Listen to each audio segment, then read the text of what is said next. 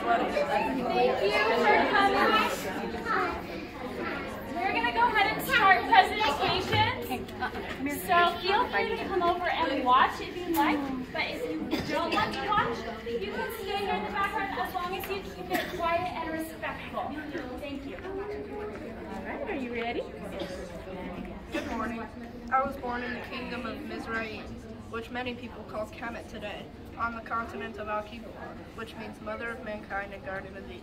I lived for 120 years.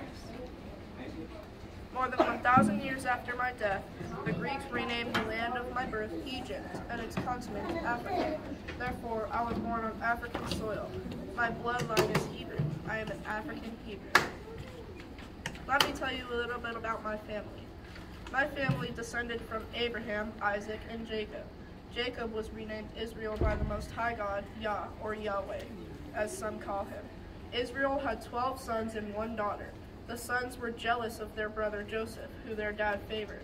So they sold him to Midian merchants, and Joseph was brought to Mizraim, or Egypt, where from slavery he eventually rose to power in the palace of Pharaoh. This is important to know because I was also raised in the palace of Pharaoh in Egypt. When a famine covered the land of Canaan where my ancestors resided, Joseph invited them all to come and live in Egypt, which they did, all 75 of them. And that's how my entire family moved to Africa. Generations later, a mean Pharaoh rose to power when there were many more of my Hebrew Israelite family in Africa. He enslaved them. My mother and father were both born into slavery in Africa, and because the Pharaoh wanted to stop my population of my people from growing, he ordered all the mobs to murder their baby sons. That's when I was born.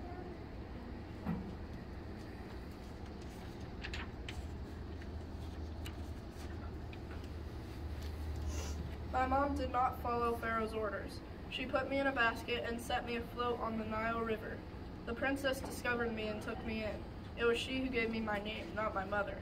But my mother was given a chance to care for me for a while, and I knew who I was, a Hebrew Israelite. I lived in the palace for 40 years, but one day I saw one of Pharaoh's men mistreating one of my fellow Hebrews, and I killed him. When word got out about what I did, Pharaoh wanted to kill me, so I ran away to the land of Midian. Remember the Midian merchants that sold my ancestor Joseph into slavery in Mizraim? Now I was in their land. That's where I met a kind priest who was so grateful that I showed his daughter's kindness. He gave me a job as a shepherd and one of his daughters, Zipporah, to marry. We had 2 sons together. One day, while I was out with the herd, I heard my name. I was being called to Mount Horeb, and there I met the Most High. He told me his name, Yah, which means I am. He gave me an assignment to go back to Mizraim, which you call Egypt, and tell Pharaoh to let his people go. I don't know about you, but I have trouble speaking, and this was a big job. I had been in Midian for 40 years. I was now 80 years old, and the Lord Yah was telling me that I was going to lead my Hebrew Israelite family out of slavery and out of an African kingdom. There was more than 1 million Israelites. That's a lot of people. Why would they listen to me? Why would Pharaoh listen to me?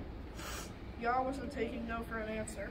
He gave me this staff and told me he would be with me and tell me what to say. He would also make my older brother Aaron to speak to Pharaoh and the masses of people. So I went back, and of course, Pharaoh didn't listen.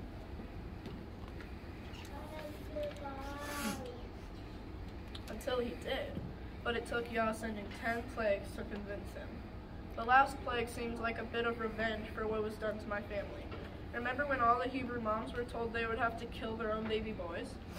Well, Yah told Pharaoh that if he didn't let my people go, that an angel of death would come and kill the firstborn child of the citizens in the land of Mizraim. Not just people, but animals too.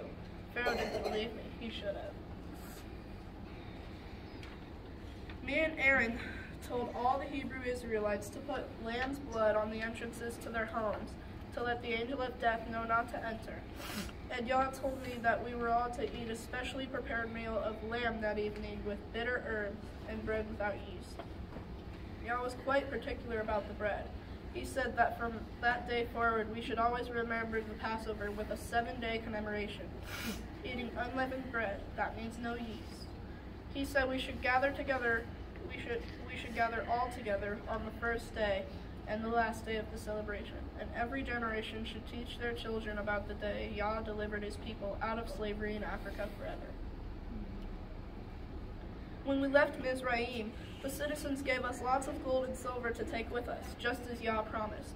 But Pharaoh was angry and chased us. He shouldn't have. Yah opened the Red Sea so we could cross over. Then he closed it on top of Pharaoh's army. Yah wanted his people to start a new life of obedience to him. So he wrote 10 commandments on stone tablets and gave them to me to teach all the Hebrew Israelites. Now people all over the earth know these commandments. Do you know who I am? Moses. Correct.